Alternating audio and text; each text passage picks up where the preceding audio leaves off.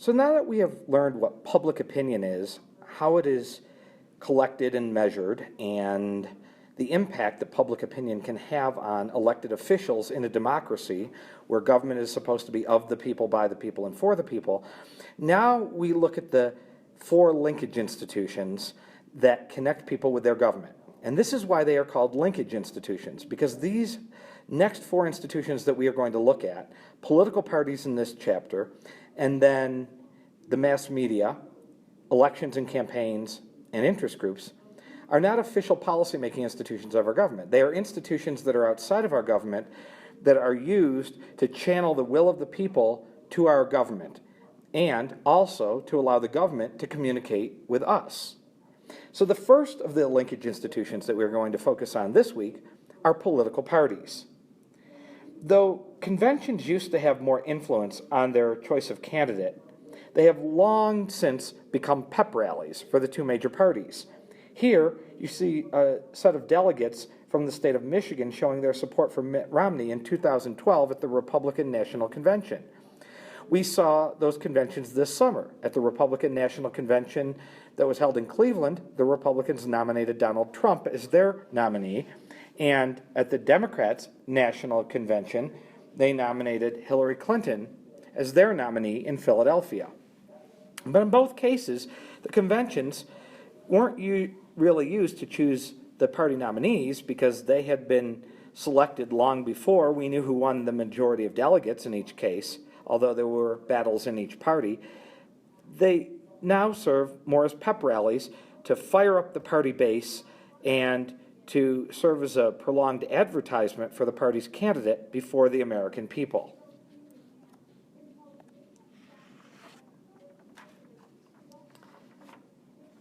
Though the framers of the Constitution never intended for political parties to arise in the United States, parties did start up soon after the Constitution was ratified, within 10 years.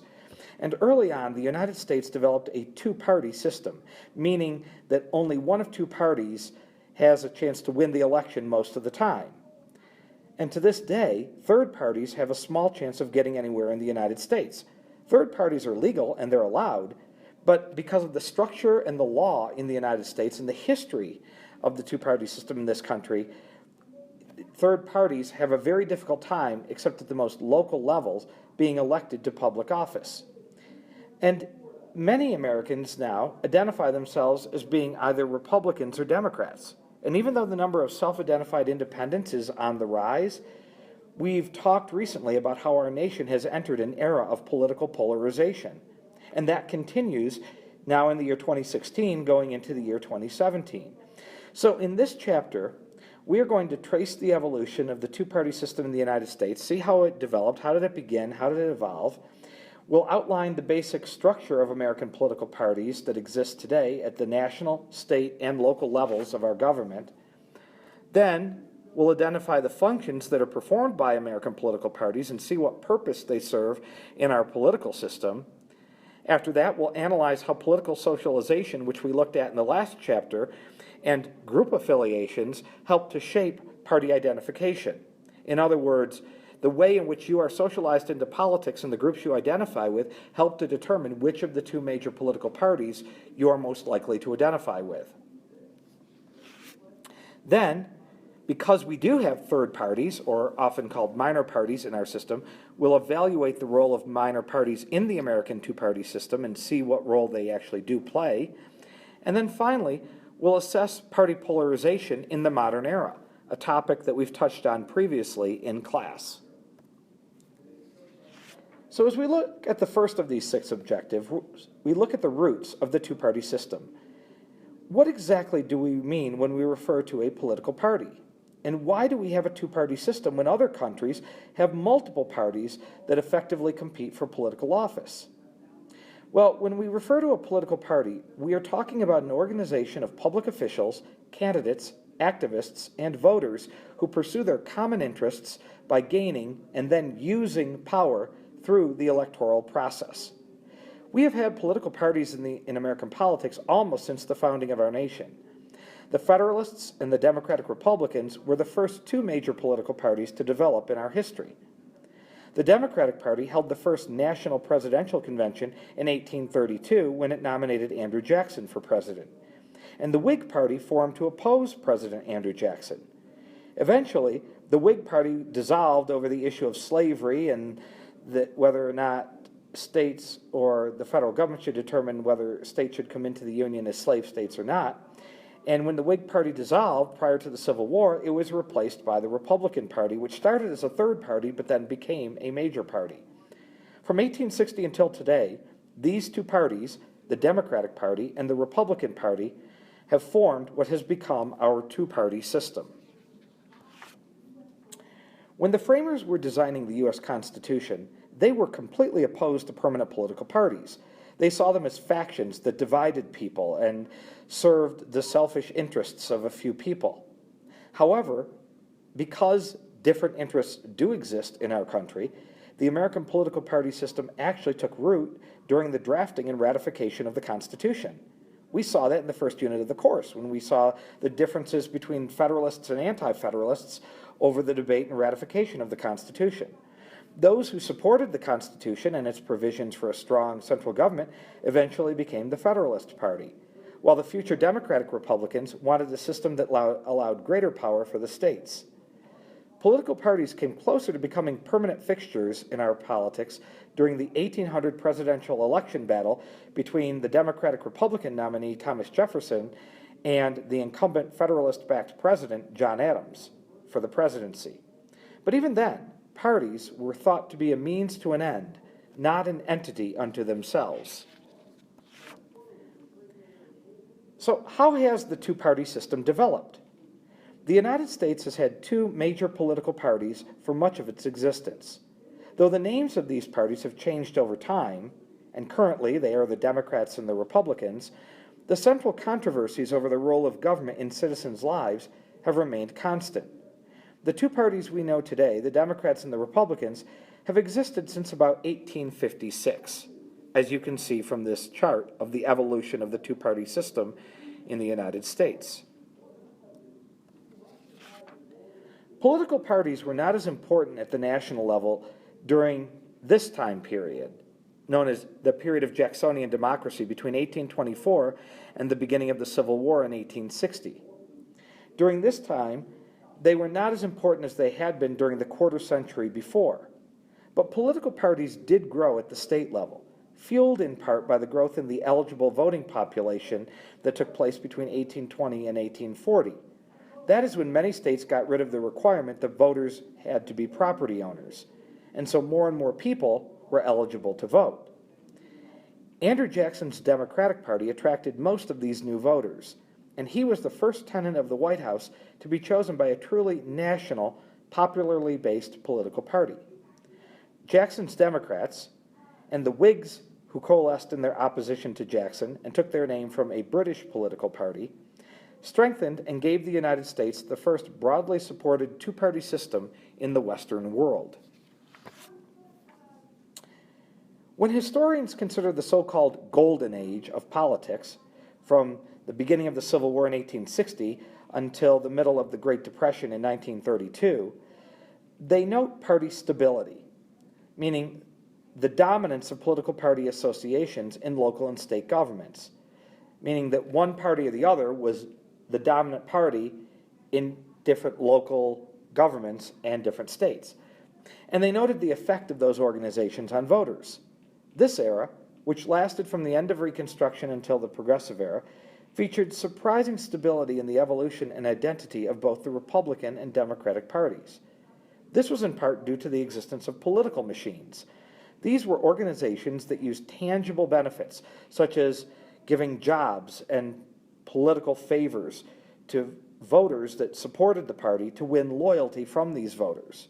A side effect of political machines was the opportunity for upward social mobility, especially for immigrants to the United States. In 1874, the cartoonist Thomas Nast published a cartoon depicting the upcoming election at the Central Park Zoo. An elephant labeled the Republican vote is shown running away from the donkey, which was the symbol chosen by Andrew Jackson for his campaign after becoming known as the Jackass. And that is how the two major political parties developed these symbols. The elephant is the symbol of the Republican Party today, and the donkey is the symbol of the Democratic Party. Between 1900 and the 1930s, we entered the modern era for political parties. And during this time, the government gradually took over a number of important functions previously performed by the parties themselves, such as printing ballots, conducting elections, and providing social welfare services. These changes had a major impact on party loyalty and strength. Beginning in the 1930s with Franklin D. Roosevelt's New Deal, social services began to be regarded as a right of citizenship rather than as a privilege extended in exchange for a person's support of a political party. This weakening of the parties also led to more candidate-centered politics in elections like we have today, in which the focus was on individual candidates, their particular issues and character, rather than their party affiliation and the party that they belong to. The type of stability observed in the Golden Age, and for a time beyond, generally won't last forever, and voters will begin showing dramatic shifts in their beliefs. We saw some of this in the most recent presidential election. During such party realignments, existing party affiliations experience upheaval, as voters may change parties. In the election of 2016, we saw many white voters in rural areas who had supported President Obama in the 2008 and 12 elections change their support for Donald Trump in this election. Will this be a permanent shift in their loyalty? Well, that remains to be seen. We'll have to see in the elections of 2018, 2020, and beyond whether this becomes a permanent shift in that in the loyalty of rural white voters from the Democratic Party to the Republican Party. But when that happens, that is called a party realignment. Now, before such shifts, historians may observe one or more critical elections that may polarize voters in reaction to developments such as war or an economic depression. Several such shifts have already occurred in American politics. Thomas Jefferson formed the Democratic-Republican Party to oppose the Federalists. The Whig Party dissolved, and the Republican Party gained strength over the issue of slavery. And voters turned away from the Republicans in favor of Democrats in response to the New Deal under Franklin Delano Roosevelt. More gradual shifts in party coalitions are called secular realignments, and they may be caused by the shrinking of a party's base of support.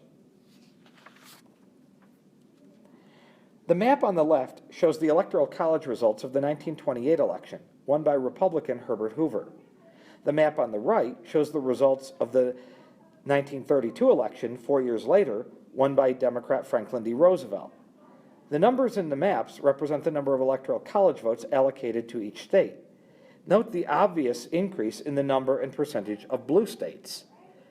This is what the map of the United States will look like when there is a true party realignment that takes place, meaning the coalition of voters that supported one party as the majority party splits apart, and then a new coalition of voters replaces it to support a new majority party. And when that occurs, then we say party realignment has occurred, and a new party becomes the dominant majority party in the United States. That happened from 1928 to 1932. That was a realigning election, and this is what it looked like. Now let's begin to look at our second objective. It comes as no surprise that the National Party organization sits at the top of the party system. So now let's look at how the parties are organized in the United States at the national, state, and local level. At the national level, there is a national chairperson that leads the national party. For the Republicans, that is currently Reince Priebus, although he will be leaving that position to become Donald Trump's chief of staff when Donald Trump becomes president. And then, when the party occupies the White House, it is generally the president that chooses the person to become the party chairperson, although they are officially elected by the party's national committee. The Democrats, on the other hand, have Donna Brazile as their national chairperson, but after their losses in the most recent election, they are going to be having an election for a new party chair. So this chairperson leads the national party, and every 4 years, the national committee of each party organizes a convention, like the two that we saw this past summer, to nominate a candidate for the presidency. These national organizations also play a crucial role in fundraising for individuals' campaigns. Yet it is at the state and local levels, not the national level, where the heart of party activism can be found. Almost all government regulation of political parties is handled by the states. Parties also provide campaign strategy expertise. So how are the political parties organized? Well, this chart shows how political parties are organized, and you can see it's almost a mirror of our federal system of government. American political parties are national in scope, but their real roots and their real power lie in state party organizations and local party organizations. Thus, the organization of political parties in America is often presented as a pyramid, and we say that we have a decentralized political party system because power in our party system flows from the bottom up rather than from the top down. Identifiers and voters are at the base of the political party system, and the national chairperson is at the pinnacle. And you can see the different levels of the political party system and how it's organized from the bottom to the top.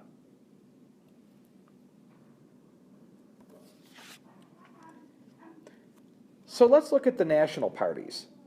This is referred to as the Republican National Committee and the Democratic National Committee, or the RNC and the DNC. Each national party has a chairperson, as I referred to previously. Often that person is selected by the president, so President Trump will pick someone to replace Reince Priebus as the new chairperson of the Republican National Committee. Or it could be the newly nominated presidential candidate. Now, the national chairperson fills many roles. He or she primarily acts as the chief fundraiser for the party, trying to raise lots of money to help elect the party's candidates, and serves as the chief spokesperson for the party. But the job doesn't end there. The chairperson must keep the peace within the party and find common ground among different factions that may see things differently. We have divisions right now in both the Democratic Party and the Republican Party, between mainstream Democrats and progressive Democrats, and between mainstream Republicans and more conservative Republicans. So the party chair tries to bring these different factions within the parties together, to unify them to help elect the party's candidates. Each national party also has a governing body in the form of the National Committee. This is called the Republican National Committee and the Democratic National Committee. The committee coordinates the National Convention every 4 years, as well as the subsequent presidential campaign. National conventions can be exciting to watch, but they are only held once every 4 years. Every 4 years, each major party holds its national convention in order to formally nominate a candidate for the office of President of the United States. Because the nominees are known ahead of time, the real purpose of conventions these days is to present a positive image of the candidate to the country and to energize voters by holding a big pep rally. Delegates that are elected at primaries and caucuses in each state prior to the conventions are the ones who attend the convention to vote for and select the party's nominee. Delegates used to be picked by party leaders, but now delegates are generally elected in local primary and caucus elections. Superdelegates are Democratic Party officials whose vote at the convention is unpledged to a candidate. Only the Democratic Party right now has superdelegates, and they were a big issue in this campaign because many of them supported Hillary Clinton when many of the delegates who were elected by the caucus and primary voters supported Bernie Sanders. But superdelegates are elected officials and party officials that are automatically entitled to delegate status as a result of their position as a party or elected official. Republicans used to have superdelegates, but they currently do not have them as part of their rules. National conventions may get all the attention, but as I said previously, the majority of political party positions and the majority of political party activities are at the state and local level. If you want to get involved in the political parties, this is where you should get involved. Get involved with your county political party.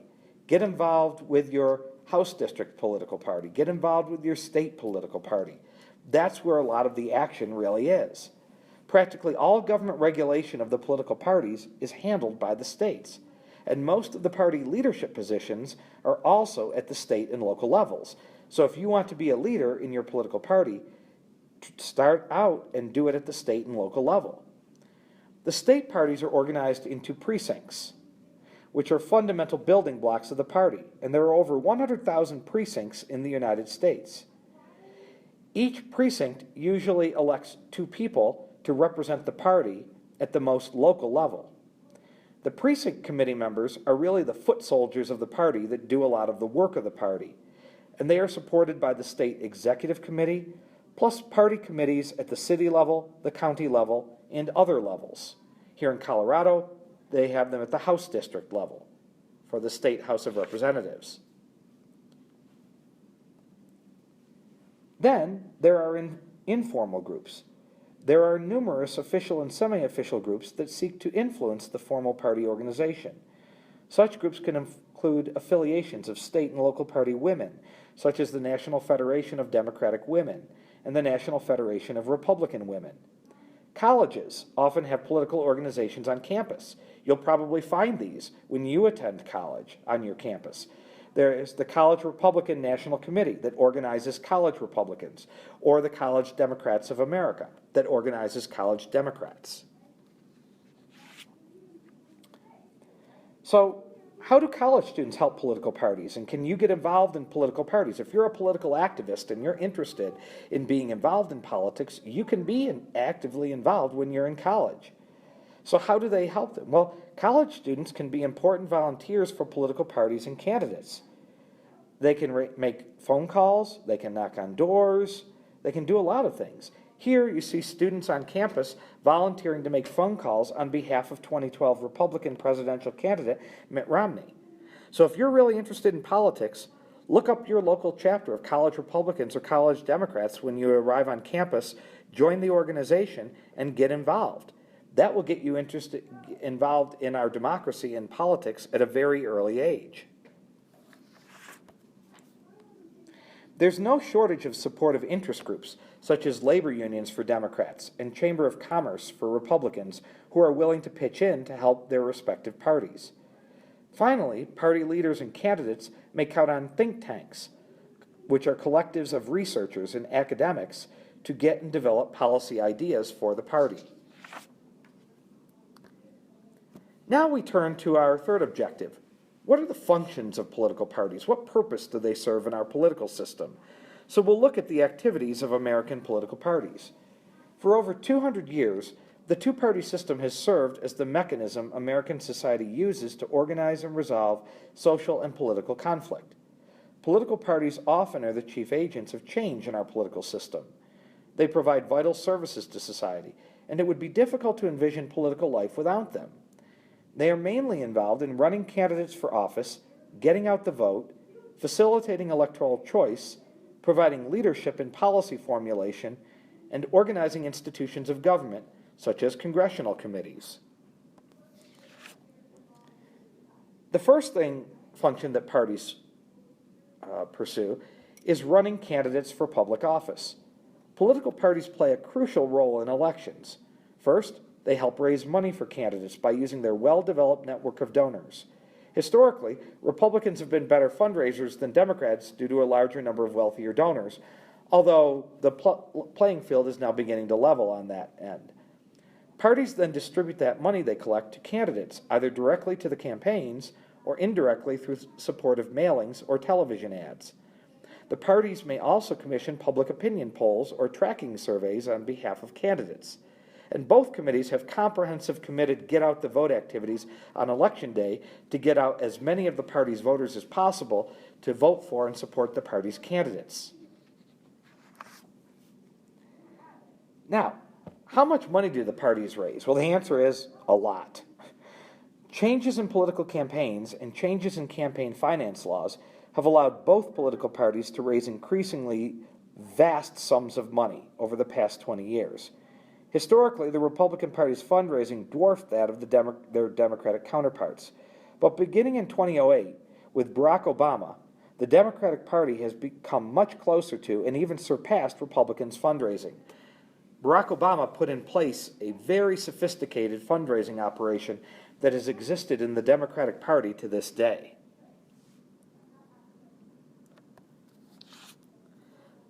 Political parties also formulate and promote public policy. The National Party platform is the most visible instrument that parties use to formulate, control, or convey and promote public policy. Every 4 years at the party's national conventions, each party writes a lengthy platform explaining its positions on key issues and what the party will do if its candidates are elected to office. Political scientists have noted that roughly 2/3 of the policy statements of the winning party's platform tend to be enacted and adopted as policy, so the platforms are to be taken seriously, while about 1/2 of the pledges of the losing party find their way into law. So it's important to look at the party platforms, because we could expect then about 2/3 of what Republicans said they wanted to do if they were elected will actually happen when they assume office in January. But at the same time, even though the Democrats lost, almost half of what they promised to do we can expect to become law as well. So if that is any indication, we'll have some big fights on our hands over the next 4 years.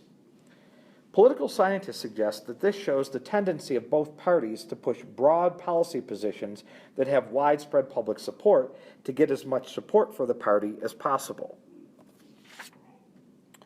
So what do the party platforms say? Well, here is a look at the 2012 Republican and Democratic platforms. And if you pause this video and look at the positions that Democrats took on these issues, it is starkly different to the position that was taken by Republicans. And if you were to look at the Democratic and Republican platforms this year in the 2016 election, if you were to Google them and look up a summary of the Democratic Party platform and Google the Republican platform and look at a summary of the Republican platform to see what the Republicans and Democrats promised to do if they were elected, you would see that there are significant differences between what Republicans and Democrats promised to do if they are elected based on their differing ideologies.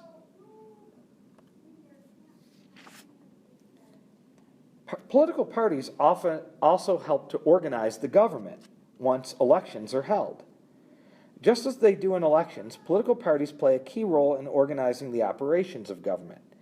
This is especially true in Congress, where the political parties arrange for the selection of leaders for each party, such as the Speaker of the House, the Majority Leader and Majority Whip, and the Minority Leader and the Minority Whip in both the House and the Senate, as well as other leadership positions within each party in each House of Congress.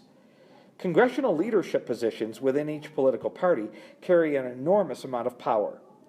Legislators in these positions of party leadership, may determine which bills are considered for a vote and who gets money to take home to their district.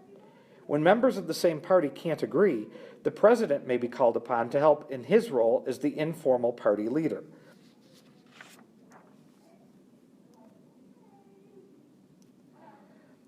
So how has party unity affected politics? Although she rose to prominence in New Hampshire as a moderate and pragmatic Democratic governor who was willing to work with a Republican-controlled legislature, Senator Jeanne Shaheen's solidly Democratic voting record, 97% with her party between January 2013 and March 2014, was a central issue in her re-election bid. Her voting record underscores the increasingly partisan nature of the Senate, in which both parties pressure their members to remain loyal to the party, but few bills become law. Shaheen is pictured here with Senator Kelly Ayotte, both of whom joined a small partisan group that pushed for an end to the government shutdown in 2013. Senator Kelly Ayotte, a Republican from New Hampshire, was defeated for re-election in this year's election.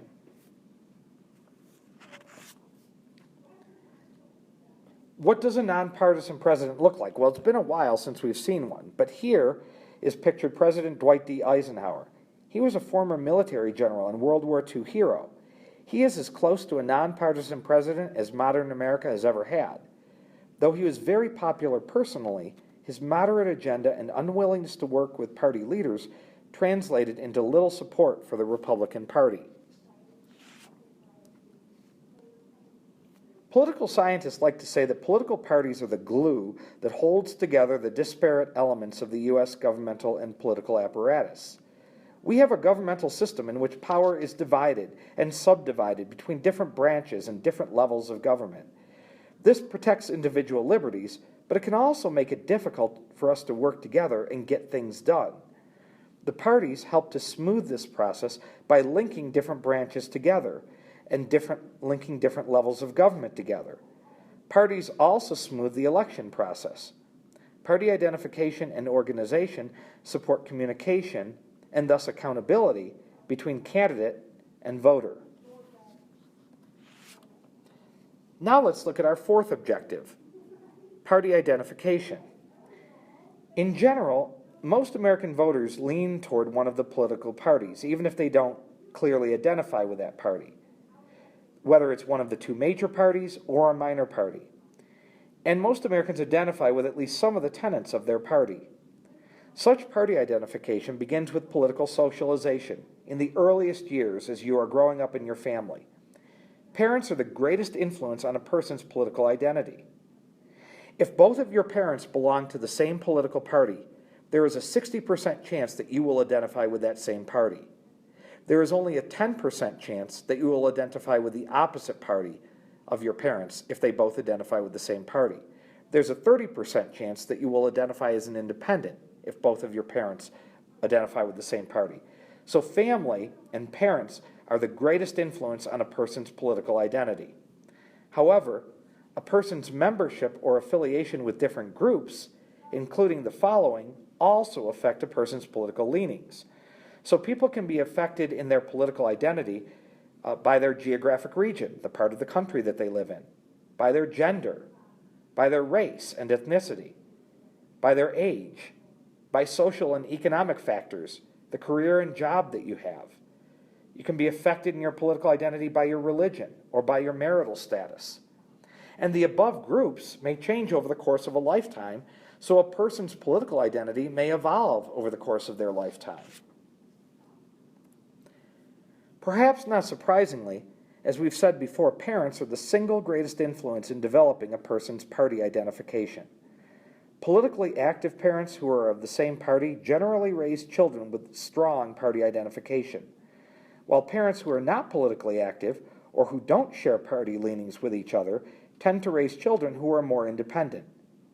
As people get older, other aspects of their lives, such as marriage or economic status, tend to influence their political beliefs. And charismatic leaders, such as Franklin D. Roosevelt or Ronald Reagan or Barack Obama, can also be influential. Groups can play a key role in determining whether a person leans Democratic or Republican. When it comes to geography, Democrats tend to dominate the Northeast and California. Thus, California, Oregon, and Washington are often referred to as the left coast because they tend to be Democratic and liberal. But so does the northeastern part of the country, while Republicans tend to be strongest in the South and in the Midwest. Along gender lines, more women identify with Democrats, while more men are Republican. In terms of race and ethnicity, African Americans are overwhelmingly Democratic, and Hispanics tend to favor Democrats as well, but by not as large a margin as African Americans. As far as age is concerned, young adults and the elderly tend to side with Democrats, while middle-aged Americans tend to identify themselves as Republicans. On economic factors, as one's wealth increases, so does one's chances of identifying with the Republican Party. Religion is split. Some religions like Democrats, and other religions like Republicans. Finally, married people tend to side with Republicans, while never marrieds generally are Democrats. So who identifies as a Democrat and who identifies as a Republican? Well, here, this table breaks down how different groups tend to identify politically. You should pause the video and spend some time studying this group to see the impact of different demographic factors on party identification.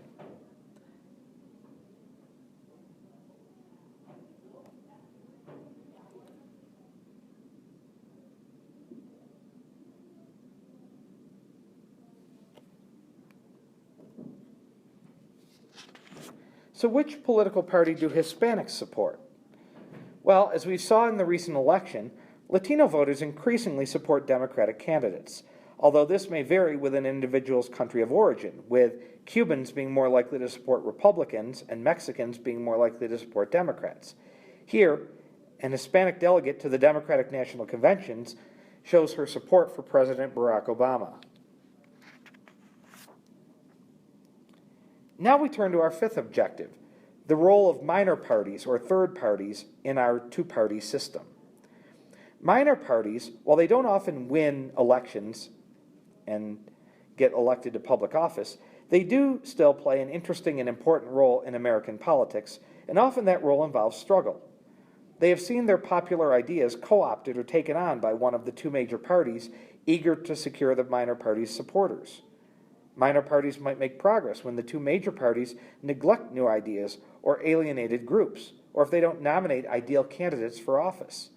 However, much of American politics, including the winner-take-all system and the Electoral College, can make it especially hard for minor parties to gain real traction in the electoral system.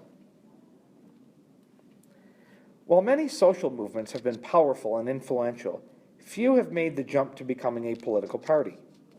That transition is very difficult. Political parties don't just support public policies and change, they also run candidates for office. Those movements that did transition to minor third parties have, in fact, influenced the political landscape. The Dixiecrats, who favored Southern states' rights, pulled away from the Democrats in 1948. And the Green Party, more recently, has been influential in pushing for environmental issues. This table here describes some of America's minor parties, such as the Libertarian Party and the Green Party. Their candidates gained some notoriety in the recent presidential election, with Jill Stein running for president on the Green Party and Gary Johnson running for president on the Libertarian Party line. But as you can see from the chart, there have been other important third parties in American history. So why do minor parties have such a barrier to success? Why can't they achieve success in our country like they can in other countries? Well, part of it is because many European countries have political systems more favorable to minor parties.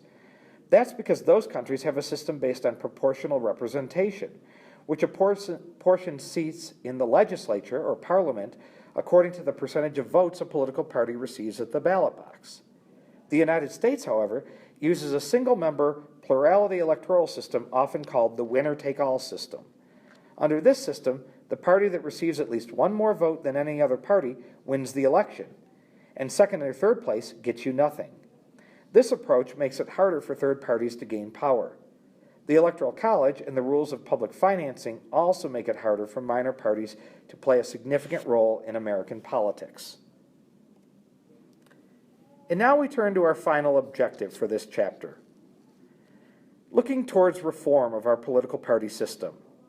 Will we remain divided and polarized, or can we come more together as a nation? As we've talked about before, you're not imagining the uptick in gridlock and fighting in our political system. We saw lots of it in the most recent election and its aftermath. In recent years, political scientists have observed, and we've noted, growing polarization between the two political parties. The 24-hour and internet news cycles, as well as social media, carry a chunk of the blame. But clear differences also exist between the parties' positions, both in government and among some of the most active voters and interest groups. This deep divide between the two parties can make governing difficult. Political scientists have noticed increasing divides between members of Congress over the past 20 years.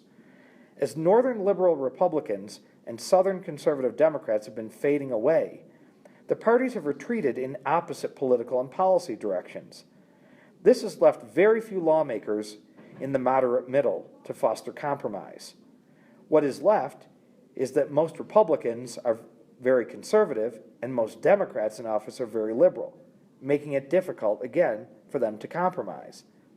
But what is not clear to scholars, and we've talked about this in class, is whether this polarization that exists amongst elites and elected officials is also true of the general American population. The internet can act as a wonderful mirror, capturing and reflecting back Americans' political whims.